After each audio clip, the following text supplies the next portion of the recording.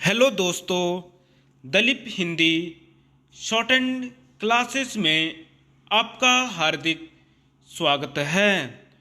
दोस्तों, आज की डिक्टेशन आशुलिपि उच्च गति अभ्यास खंड 2 रामधारी गुप्ता से बोली जाएगी। डिक्टेशन की गति 100 शब्द प्रति मिनट होगी। डिक्टेशन स्टार्ट करते हैं 5 सेकंड बाद।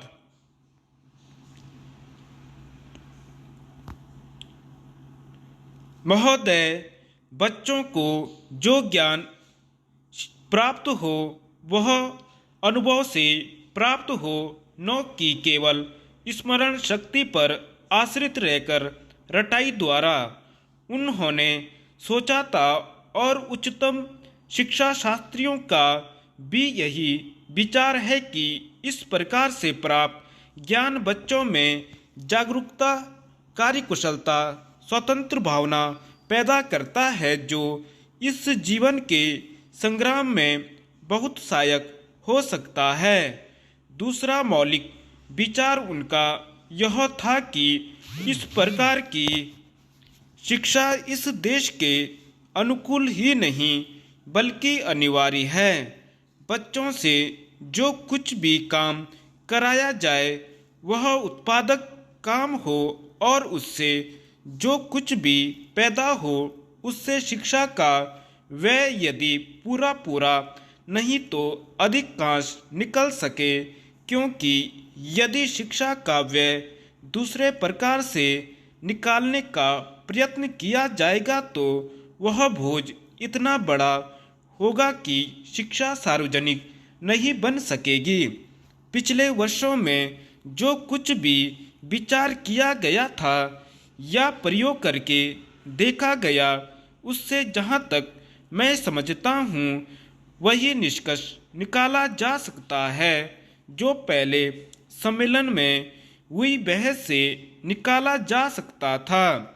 हमारे शिक्षा शास्त्रियों ने इस पद्धति की अनुकूलता और श्रेष्ठता तो मान ली थी, पर उनकी दृष्टि में इसके द्वारा शिक्षा का व्यय निकालना असंभव ही नहीं, अनुचित भी था। प्रयोग से देखा गया है कि इस पद्धति की उपयोगिता है, और इससे पूरा नहीं तो अधिकांश व्यय निकाला जा सकता है। यह मैं प्राथमिक और माध्यमिक शिक्षा के संबंध में कह रहा हूँ।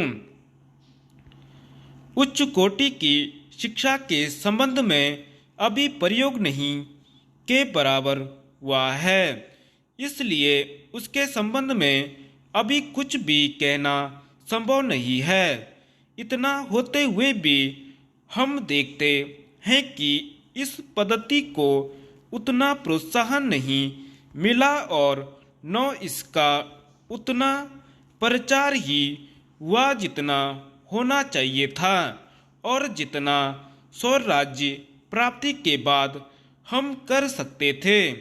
इसका कारण जहाँ तक मैं समझता हूँ यही है कि इसकी उपयोगिता प्रमाणित होने पर भी पुरानी पद्धति पर जो आस्था थी वह अभी दूर नहीं हुई है, और इसी कारण शिक्षा के काम में जो व्यक्ति लगे हुए हैं उनका न तो इस ओर ध्यान दिया गया है और न उन्होंने इस विषय पर गहराई से चिंतन ही किया है।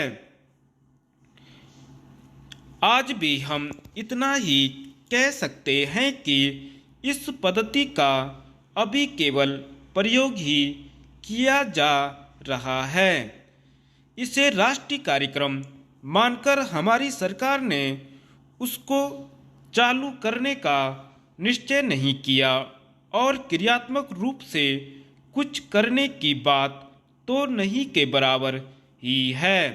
उसका परिणाम यह हुआ है कि पुरानी पद्धति की संस्थाएं दिन प्रतिदिन बढ़ती जा रही हैं, और शिक्षा पर सरकार जो कुछ भी वह कर सकती है या करना चाहती है उसका बहुत बड़ा अंश उस पद्धति को ही बनाए रखने में व्यय हो रहा है और इस पद्धति को बहुत कम प्रोत्साहन मिला है। मेरा अपना विश्वास है कि शिक्षा में मौलिक परिवर्तन अवश्य किया जाएगा। धन्यवाद।